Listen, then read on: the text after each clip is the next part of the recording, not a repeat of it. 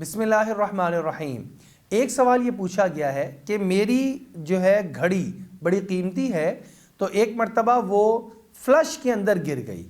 तो क्या और वो वहाँ पर कई घंटे तक रही, उसके बाद उसको जमादार ने आके निकाला, तो इसको मैं अब पाक कैसे करूँगा और क्या ये नापाक रहेगी? तो इसका जवाब भी सुन लीजिए कि ऐसी घड़ी या ऐसी कोई भी धात कि जिस पर निजासत लग जाए उसको आप 3 मरतबा धो लेंगे तो वो आपकी पाक हो जाएगी। आपकी घड़ी वाटर प्रूफ है, जो कि फ्लश में इतनी देर रहने के बावजूद भी उसके अंदर पानी नहीं गया, तो इस वजह से अब आप उसको पानी से ही 3 मरतबा धो लेंगे तो वो पाक हो जाएगी। इसी तरीके से इंसान का जब निजासत लग जाए किसी ऐसी चीज़ पर जिसको निचोड़ा नहीं जा सकता, ये घड़ी भी उन्हीं में से एक चीज़ है। अगर बड़े कालीन जो है उसके ऊपर निजासत लग गई, बिल्ली आई और बिल्ली ने कालीन के ऊपर पेशाब कर दिया या कोई और निजासत लग गई है उसको, अब इसको कैसे पाक किया जाएगा? तो इसका जवाब भी समाअत फरमा लीजिए कि इसको पाक करने का तरीका भी ये है कि इसको अच्छी तरह पानी इस पे से बहाया जाए,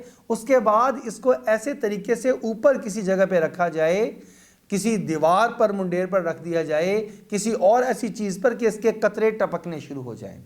जब आप देखें कि इसके कतरे टपकना बंद हो गए हैं तो इसको दोबारा बिछाकर फिर अच्छी तरह पानी इसके ऊपर बहा दें, फिर इसको इसी तरह दीवार पर या मुंडेर पर लगा दें, और जब इसके कतरे टपकने फिर बंद हो जाएं तो तीसरी मरतबा ये अमल कर लें। जिन चीज़ों को निचोड़ना मुमकिन नहीं है वो इस तरीके से पाक हो जाएंगे। इसमें फोम के गद्दे भी आजकल शामिल हैं कि अगर बच्चों का पेशाब फोम के गद्दे पे निकल गया और वो नापाक हो गए हैं, अब अगर आप इनको पाक करना चाहते हैं, अव्वल तो आप बेडशीट इसके ऊपर नहीं बिछा लेंगे, पाक तो ये पाक ही है, इसका इस्तेमाल करना दुरुस्त है। लेकिन अगर आप इस फोम के गद्दे को या रुई के गद्दे को पाक करना चाहते हैं तो उसका तरीका भी ये है कि आप इसको अच्छे तरीके से पानी इसके ऊपर डालेंगे, उसके बाद जब इसके कतरे टपकना बंद हो जाएं तो फिर दोबारा से पानी और फिर तीसरी मरतबा पानी। इस तरह करने से ये कालीन, ये गद्दे, ये पाक हो जाएंगे। अल्लाह जल्ल शानु से दुआ है अल्लाह रब्बुल इज़्ज़त हमें मुकम्मल अहकामात पे अमल करने की तौफीक अता फरमाए।